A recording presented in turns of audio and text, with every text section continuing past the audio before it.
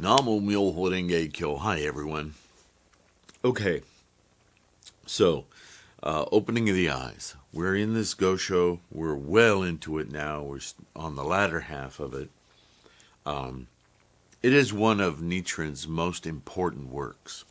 You have heard me say in previous writings and videos,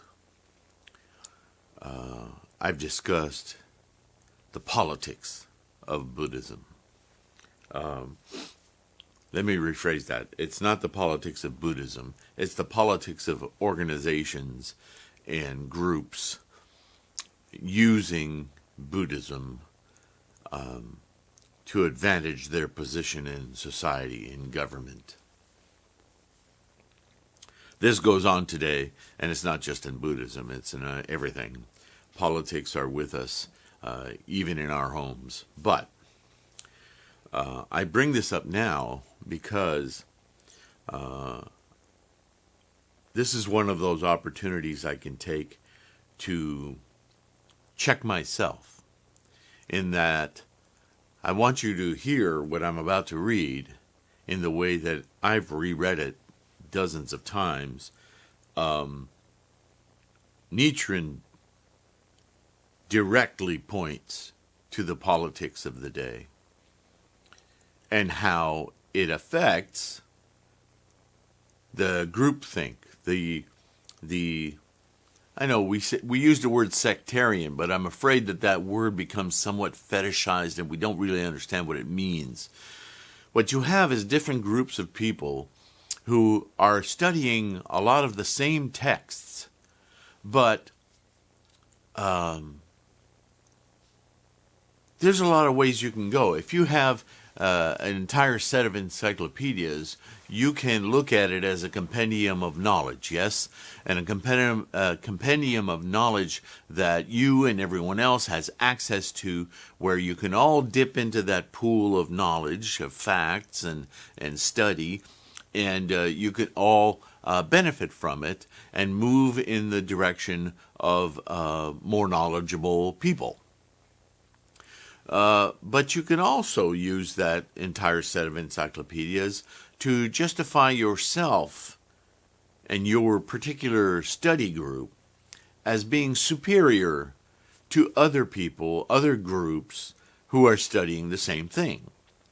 And how do you do that? Well, you pick many of the studies, many of the entries within the encyclopedia, and you manipulate their meaning to suit an overarching agenda that you have. Right or wrong doesn't matter, so much as you now become the authority of what is really going on here. And you kind of steal away the authority of the compendium of knowledge as something substantiating something greater that you alone have mastery of. Do you see how that's really not only counterproductive, but usurping the very pool of knowledge that you're drawing from? You're really taking a crap on all of it, because you're saying it all serves my opinion and what I think. And the rest of you don't understand it, can't understand it, or understand it wrongly, and only I have the authority to straighten you out. This is sectarianism, and it happens in politics,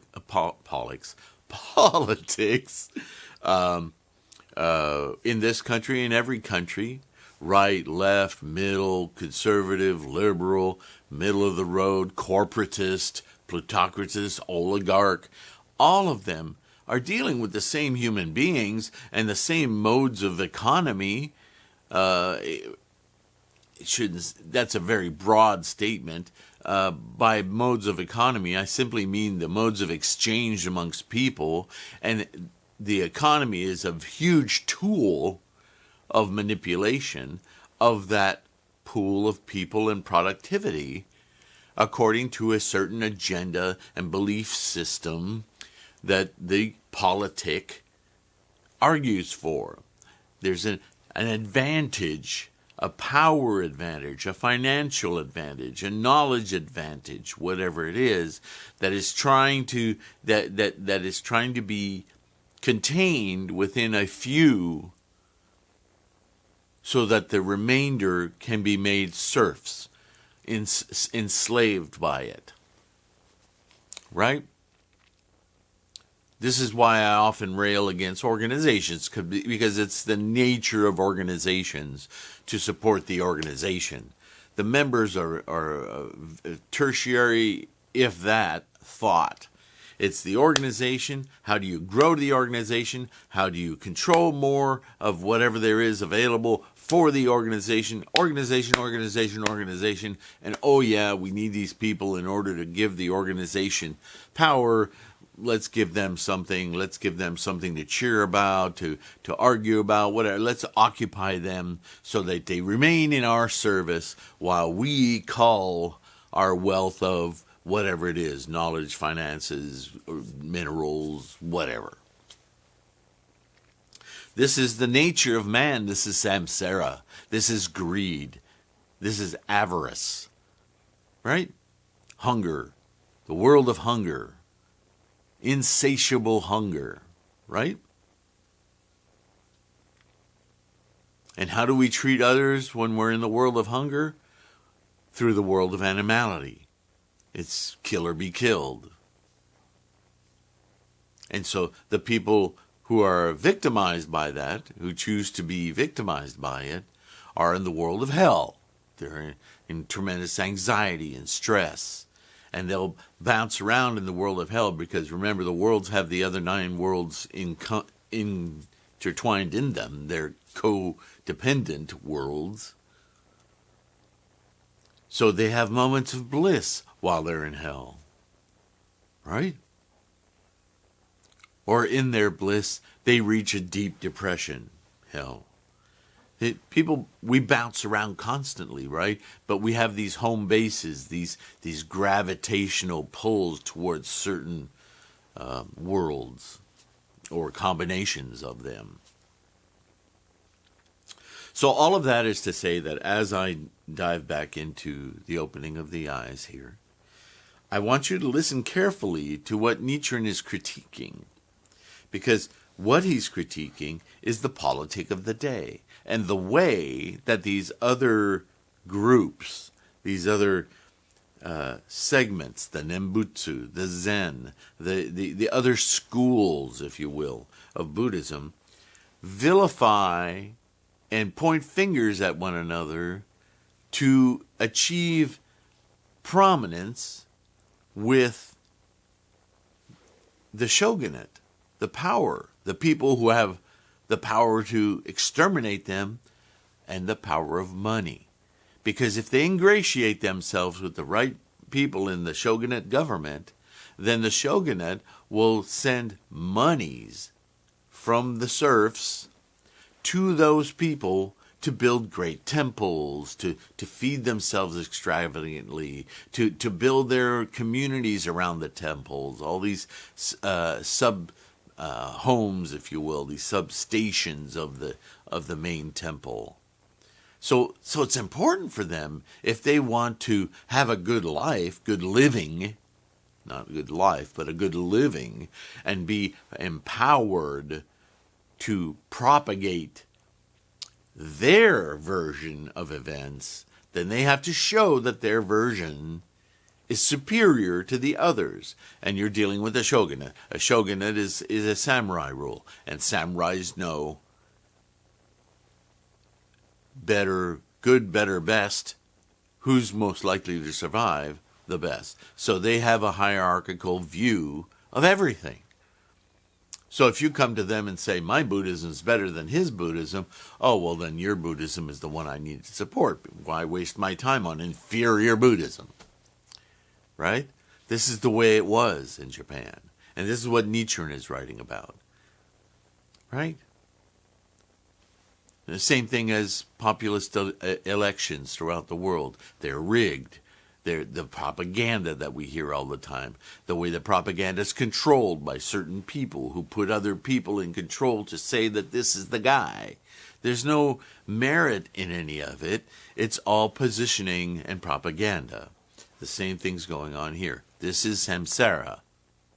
It's never changed. It just gets more populous and more complex with the growth of population, more humans, more opinions, more arguments, right? So here we go. In the past, when the middle day of the law was coming to an end, Gomyo, Shuen, and other priests presented petitions to the throne in which they slandered the great teacher Dengyo. So what are petitions to the throne? Exactly what I've been saying. They go to the ruling elite and they say, look, you've been giving your money and your support to this guy, but he's wrong. Let me show you. Put me in charge, and this will the populace will sing your praises, and things will get better, and only through my vision and our vision and my sect or whatever will this change the nation and bring about prosperity, and you will look like major, prescient leader if you do as I say, right? These are petitions. Now, at the beginning of the latter day of the law, Ryokan, Nen-A, and others drew up false documents and presented them to the shogunate.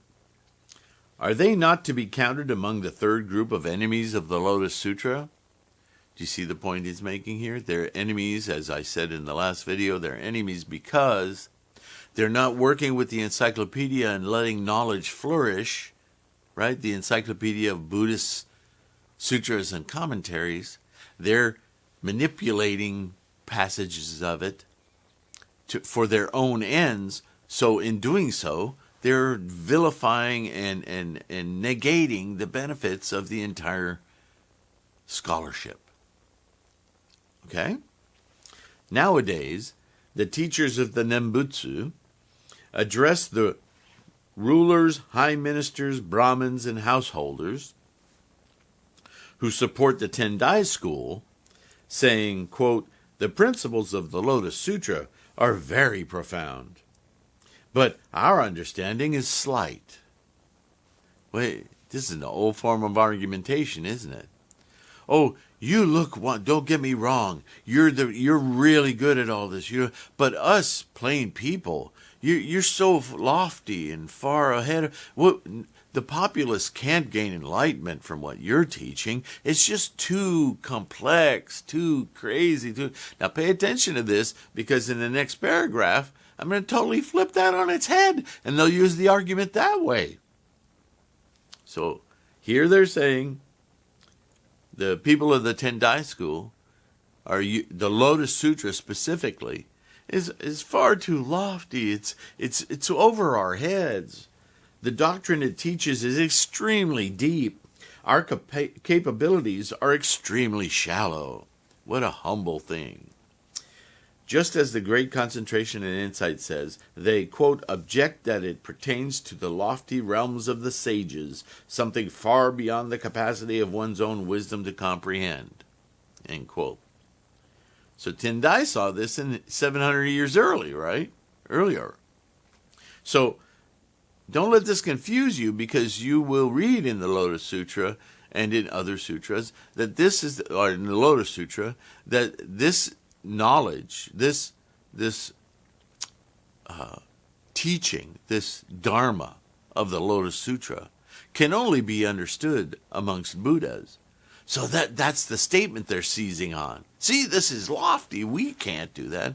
But they're ignoring the statement in the Lotus Sutra that's repeatedly said is that you and I and all sentient beings have the Buddha nature.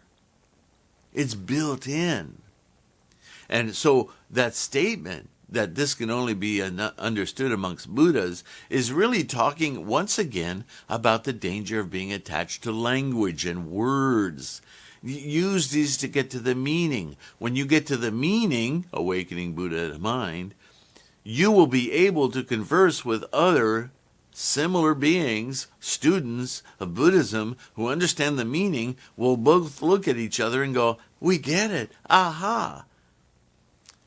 It's not some lofty thing. It's a matter of understanding. It's a matter of grasping the meaning instead of being hung up on just the words. Does that make sense? So, let's move on. Again, now he's going to go after the Zen school, which, as you know, is part Buddhism and part patriarchs. They're not really students and commentators on the Buddhist teachings, but they've added their own teachings on top of it. So, again, the men of the Zen school say, quote, the Lotus Sutra is a finger pointing at the moon. I love this because they're twisting the Buddha's words here. The Lotus Sutra is a finger pointing at the moon, but the Zen school is the moon itself. A total twist on something that Shakyamuni said thousands of years earlier. Once one has the moon, of what use is the finger? It's funny to me because the moon isn't what it's about either, right? The analogy of a finger pointing at the moon is once again the Buddha talking about don't be preoccupied with the words and the stories here per se. They're devices to get you to understand something greater. And he uses finger pointing at the moon, and then he talks about the moon being in all that heavenly glory. He's not talking about the moon specifically. What he's talking about is don't get hung up on the things that are pointing you to your enlightenment, but instead look at what it's pointing to. Your path, your method to gain your own awakening of everything. That awakening, that enlightenment is understanding and clarity, once again, of all the processes that make up life. Not the moon specifically, but great wise Zen scholar says, well, the Lotus Sutra is like a finger pointing, but we're the moon itself, so aha! The Lotus Sutra is the word of the Buddha. There it is. After the Buddha has finished preaching the Lotus Sutra and all the other sutras, he held up a single flower, and through this gesture conveyed his enlightenment to Mahakashyapa alone.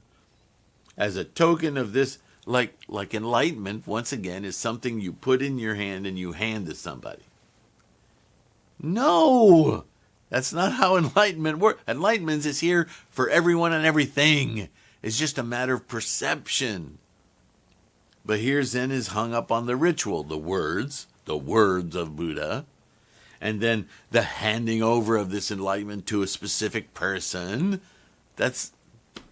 These are all expedient means. They're not the actual it's a transference of knowledge, right? What do we say in the third meditation? We talk about these great scholars and the transmission of this knowledge, the Buddha teachings, right? The Dharma. The Buddha presented Mahakashyapa with his own robe. So certainly, here, your enlightenment's here. It's in this. It's so ridiculous.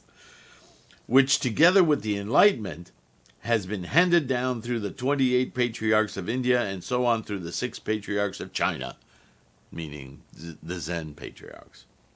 For many years now, the whole country has been intoxicated and deceived by this kind of falsehood. This is Nichiren now saying. This is the whole country is being deceived by this. right? And it's not clear as you read this where Nichiren's speaking to you and where Nichiren's quote, although there's quote marks in here, you can read through this and get confused. This is why I'm trying to take it apart for you.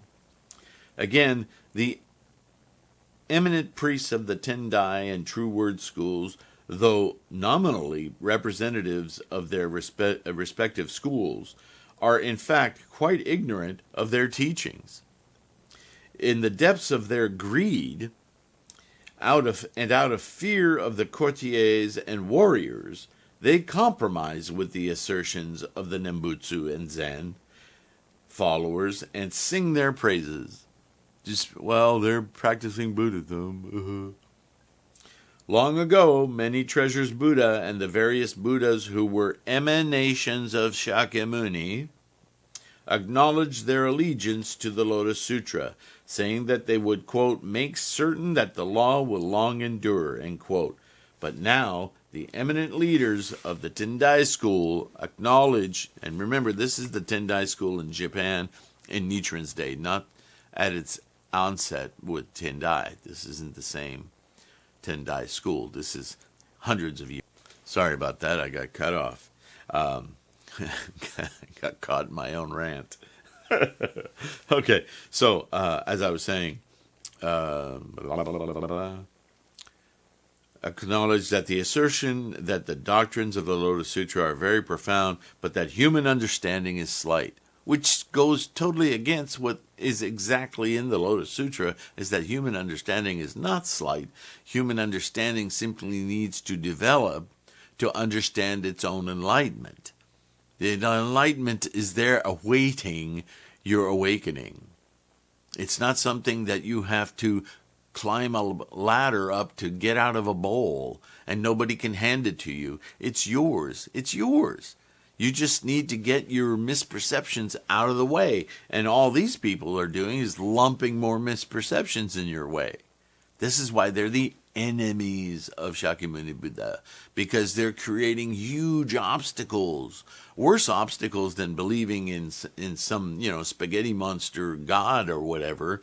That's completely other. They're working within the bounds of the Buddhist teachings and manipulating them. That's the worst kind of enemy, right? Okay. As a result, the Lotus Sutra exists in Japan today in name only. There is not a single person who actually practices it and attains enlightenment. Who can be called a votary of the Lotus Sutra? We see priests who burn down temples and pagodas and are exiled in numbers too great to count. And we see numerous eminent priests who fawn on the courtiers and warriors and are hated for it by the people. They don't care. They're in positions of power. They're the Jeff Sessions of the day, right? Can men such as these be called the votaries of the Lotus Sutra? Because the predictions of the Buddha are not false, the three types of enemies of the Lotus Sutra already fill the country. And yet, as though to belie the golden words of the Buddha, there seems to be no votary of the Lotus Sutra. How can this be?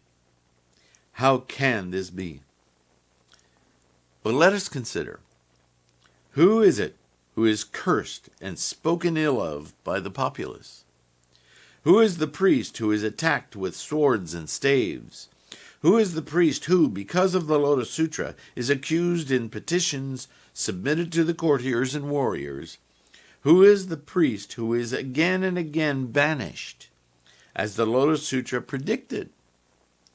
Who else in Japan besides Nichiren has fulfilled these predictions? But I, Nichiren, am not a votary of the Lotus Sutra because, contrary to the prediction, the gods have cast me aside. Who then, in this present age, will be the votary of the Lotus Sutra and fulfill the prophecy of the Buddha? The Buddha and Devadatta are like a form and its shadow. In lifetime after lifetime, they are never separated. Prince Shotoku and his archenemy Moriya appeared at the same time, like the blossom and the calyx of the lotus. If there exists a votary of the Lotus Sutra, then the three types of enemies are bound to exist as well. The three types of enemies have already appeared. Who, then, is the votary of the Lotus Sutra? Let us seek him out and make him our teacher. As the Lotus Sutra says, to find such a person is as rare as for a one-eyed turtle to chance upon a piece of driftwood with a hole just the right size to hold him. Someone may raise this question. It would surely appear that the three types of enemies are present today, but there is no votary of the Lotus Sutra. If one were to say that you, Nichiren, are the votary of the Lotus Sutra, then the following serious discrepancies would become apparent. The Lotus Sutra states, quote, the young sons of heavenly beings will wait on him and serve him. Swords and staves will not touch him, and poison will have no power to harm him, end quote. It also reads, quote, if people speak ill of him and revile him, their mouths will be closed and stopped up, end quote. And it states, they, who have heard the law, will enjoy peace and security in their present existence and in good circumstances in the future existences. And we know about existences being moments of our lives, right? It also states, quote, if there are those who trouble and disrupt the preachers of the law, their heads will split into 7 pieces like the branches of the Arjaka tree, end quote. Furthermore, it reads, quote, in this present existence, they, the practitioners of the Lotus Sutra, will gain the reward of good fortune. And it adds, if anyone sees a person who accepts and upholds the sutra and tries to expose the faults or evils of that person, whether that what he speaks is true or not, he will, in his present existence, be afflicted with white leprosy. How do you explain these discrepancies?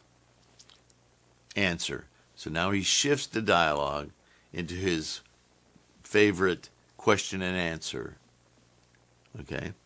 Now he's answering his own question. Until now, we don't know that everything he's been saying in the last couple of paragraphs have been a question. We hear him say, well, I'm not the votary, and we get confused. What? I thought you were, right? But this is a form of a question he's proposing. Now he's going to answer it. These doubts of yours are most opportune. I will take the occasion to clear up the points that puzzle you. Well, thank you, Nichiren. It's about time. The never disparaging chapter of the Lotus Sutra states, quote, they spoke ill of him, Bodhisattva never disparaging, and cursed him. And again, some among the group, quote, some among the group would take sticks or wood or tiles and stones and beat and pelt him, end quote. The Nirvana Sutra says, quote, they will even kill him or do him injury, end quote. The Lotus Sutra states, quote, since hatred and jealousy toward this sutra abound, even when the thus come one is in the world, this is when Shakyamuni was alive, how much more will this be so after his passing, end quote. The Buddha encountered acts of hostility, known as the 9 great ordeals, such as being wounded on the toe by Devadatta, and yet he was a votary of the Lotus Sutra. Was he not? He wrote it. And Bodhisattva never disparaging, who, as we have seen above, was cursed and beaten. Was he not a votary of the one vehicle teaching? Madhagayana was beaten to death by a Brahmin group called bamboo staff, sometime after the Lotus Sutra predicted that he would attain Buddhahood in a future life. Among the 25 leaders of the lineage of Buddhism, the 14th, Bodhisattva Aryadeva, and the 25th, the Venerable Aryashima, were murdered. Were these men not votaries of the Lotus Sutra? Chu Taosheng was banished to a mountain in Suzhou, and Fa Tao was branded on the face and exiled south of the Yangtze River. Were these men not upholders of the one vehicle teaching? Among scholars of secular learning, both Po Chu-yi and Sugwara Sugawara no Michizane, who was posthumously revered as the god of Kitano Shrine, were exiled to distant places, and yet were they not worthy men? If we consider the second part of your question, we must note the following points. Those who did not commit the error of slandering the Lotus Sutra in their previous existences will become votaries of the Lotus Sutra in their present. If such persons should be subjected to persecution under a false charge of having committed worldly offenses, then those who persecute them ought to suffer some kind of immediate difficulty. It should be like the case of the Asuras who shot arrows at Chakra, or the Garuda birds who try to eat the dragon of the Anvatapta lake, but who both invariably suffer injury themselves instead. And yet Tendai states, quote, "The ills and pains I suffer at present are all due to causes in the past, and the meritorious deeds that I do in my present life will be rewarded in the future." End quote. Likewise, the Contemplation on the Mind Ground Sutra states, quote, "If you want to understand the causes that existed in the past, look at the results as they are manifested in the present. And if you want to understand what results will be manifested in the future, look at the causes that exist in the present." End quote. The never disparaging chapter of the Lotus Sutra states, when his offenses have been wiped out, this indicates that Bodhisattva never disparaging was attacked with tiles and stones because he had, in the past, committed the offense of slandering the Lotus Sutra. Now, I'm going to pause here and talk about this for a minute because this confuses a lot of people. But one of the most amazing things I heard as I was learning Buddhism, and I'm still learning, but in my early days, I had the good fortune of having a leader who said to me, actually not just me, but a group that we were in a meeting and having a discussion with. He said, "Look, we see our lives in cycles. Why am I going through this again? Why do I always do this? Why do I always end up with people like this, right? Me, samsara." And what he said, look, if you want to understand why your life is the way it is today, reflect upon the causes you've made in your past. In other words, look at the actions you've taken in your past. And actions, you understand, in Buddhism are tied to attitudes, right? So what has been your intention in life? It doesn't mean, did you do it well? Did you do things well? Did you do things poorly? Were you not good at running and therefore you have running karma? No, that's not what it means. That's totally off the mark. The question is, when you deceived somebody, when you told a white lie, when you did something that you knew wasn't altogether aces, what was your intent? Did you make that white lie because you were trying to protect somebody from misinterpreting something and you weren't trying to advantage yourself in any way? Forget about not hurting someone's feelings. That's baloney. And yes, you're right, that's a problem. But the question more deeply is, did you not want to hurt their feelings because you didn't want them to see you in a disadvantageous way? See, that's about you. It's not about not hurting their feelings. It's about getting something from them in the future and ingratiating yourself with them because you have this talent for not hurting their feelings. Do you see how Buddhism works? It's a much deeper, it's not this superficial thing. So with that kind of eyesight, go back through your life and see what were your attitudes, what were your intentions in the actions that you've taken in life. Because if you can start to uncover that web of being, then it will be obvious why you are living in the way that you are now with the obstacles that you have now. And if you don't like the obstacles that you're dealing with now, the challenges that you have now, then In order for them not to continue to track with your life, as in moment to moment you keep transferring that same attitude and that same intention, then you must change those deep intentions within yourself today. Because if you make those changes today, then these patterns will not be able to follow you, because you will be a human mind of different intention. And this is what I mean when I talk about influencing karma. Karma is this inertia of cause-making that is your intentions. And you influence your karma by altering those intentions. And how do you alter intentions? First, you have to uncover them. And now for the difficult part. The way to uncover them is to simply physically commit to sitting in front of Gohonzon, chanting Daimoku, reciting Gangyo, mindlessly, just wanting, without even knowing what, and you can take those things, don't get me wrong. You can have a perception and go, aha, this is what I've been doing since I was a kid. Yes, take that to Gohonzon, by all means. But ultimately, it won't be that changes your intention. It will be the actual action of changing your intention completely, which is your Buddha mind. It doesn't care about those specifics.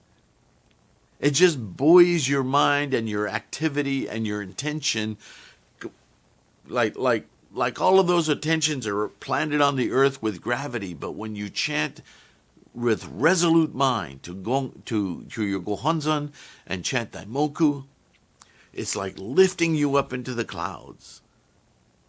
Yes, there are weather patterns too, and you will get above those as well. But what I mean to say is your earthly intentions will be completely modified. They'll be or disappear.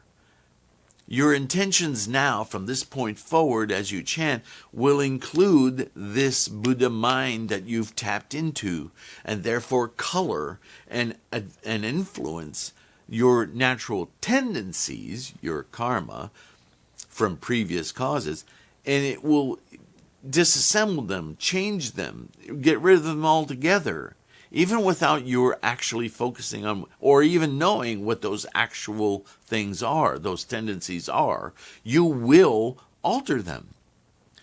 This is the practice of Buddhism.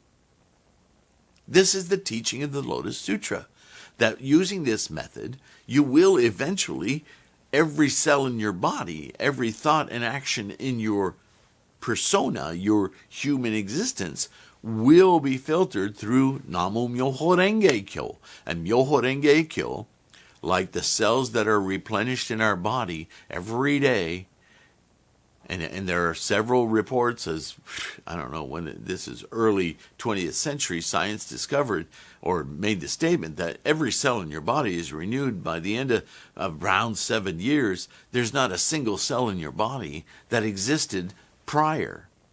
You are no longer physically the same human.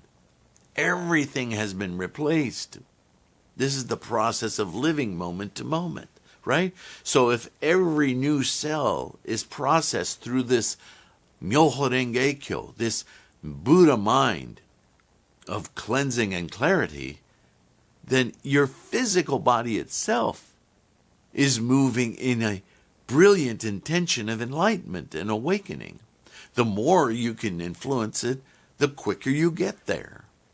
This is why people do Daimoku challenges, and they'll sit and chant for an entire day, because for that entire day, every single new cell that's been created from your marrow, no matter where it's going in your body, has been created in an environment of awakening. This changes karma deeply and quickly. And you come out of that, and once you come down from the high of being in your Buddha mind for so long, and a smile on your face starts to ease, it may be 2 weeks later, but you'll notice, not only do I not have that particular thing and seems to be gone in my life, but it seems to be gone out of aspects of my life I never knew it was really there until now I notice it's not there anymore. That's the nature of karma busting, changing karma. Right? And it's also an indicator of how strong the veils are in our human perception, the way we hold on to certain beliefs and thoughts and ideas that get in our own way. We're so attached, right? So, yes, we went from talking about politics to this incredible lesson where Nichiren is showing us again that in the Lotus Sutra and nowhere else does it show us how this works, how this is the one vehicle to attain our maximal potential enlightenment. And with that, I'm going to close this, what is this, the 23rd part of the opening of the eyes? I know it's the 23rd part, but in a very real way, each one of these, I think, stands on its own. So don't lose heart because the number keeps getting bigger. It's just another in a sequence, okay? Thank you so much for participating. I so much appreciate you guys. It gives me life to do this. Namu Myoho Renge Kyo. Thank you, and stay well. Love you guys. See you soon.